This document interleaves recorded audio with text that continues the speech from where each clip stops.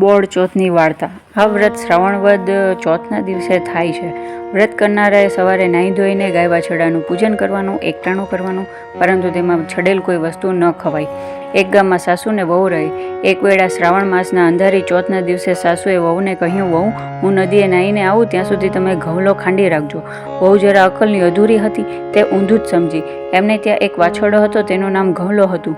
વહુએ એ વાછરડાને સારી પેઠે મોટી ખાયણીમાં ખાંડ્યો અને પછી હાંડલામાં નાખીને ચૂલે ચડાવ્યો। સાસુએ કહ્યું હતું શું અને વહુએ કર્યું શું? ઘઉંના ખીચડાને બદલે વહુએ વાછરડાને મારી તેને રાંધી નાખ્યો। થોડી વારે સાસુ આવ્યા અને બોલ્યા, વહુ, ઘઉલો ખંડાઈ ગયો ને? વહુ બોલી, મેં તો માંડ ખાંડ્યો, તે પછી તેના કટકા કરી હાંડલામાં ચડવા મૂક્યો છે। સાસુ કહે, કટકા કર્યા? એ ઘઉલો વળી કયો? વહુ બોલી, કયો તે આપણો વાછરડો ઘઉલો। સાસુ બોલી, હાય હાય વહુ, તે તો ગજબ કરી નાખ્યો, કુમળા વાછરડાને મારતા તારો જીવ કેમ ચાલ્યો? સાસુની આંખમાં આંસુ સરી પડ્યા। વહુ પણ પોતાની ભૂલ સમજી ગઈ, તે પણ રડવા લાગી અને આનું કરવું શું? સાસુ તો મોટો ટોપલો લઈ આવી, તેમાં પેલું હાંડલું મૂક્યું અને વહુને ઉકરડે દાટી આવવા મોકલી। ગામના ઉકરડે જઈને વહુએ પેલું હાંડલું દાટી દીધું અને ઘેર તે પાછી આવી। સાસુએ કમાણ વાસી દીધા। હવે વાછરડાની માતા ગાય હતી, તે સવારથી સીમમાં ચરવા ગયેલી। એને જ્ઞાન થયું, ખબર પડી કે પોતાનો ઘઉલો મરી ગયો છે, તેને ઉકરડામાં દાટવામાં આવ્યો છે। ગાય તો ઠેકડા મારતી ઉકરડે ગઈ અને જોરથી શીંગડું માર્યું, તે બરાબર હાંડલાને લાગ્યું।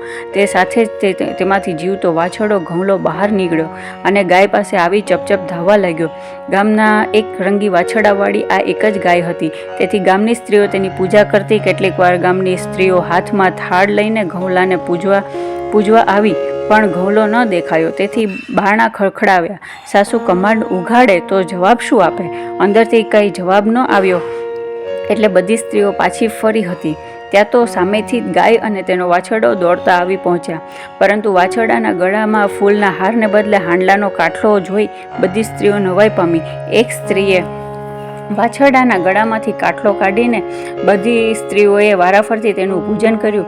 પછી ગાય માતાની ગરબી ગાવા માંડી, એટલે ઘરમાં રહેલા સાસુ વહુ વિચારવા લાગ્યા કે વાછરડો મરી ગયો છે અને આ ગરબી શાની ગવાય છે? સાસુ વહુએ બારણાની તિરાડમાં જોયું તો ગાય ઊભી હતી અને વાછરડો ધાવી રહ્યો હતો। તરત જ સાસુએ કમાન ખોલી અને બધી વાત જણાવી। બહેનો, તમારા વ્રતના પ્રભાવથી આ ઘઉલો સજીવન થયો છે।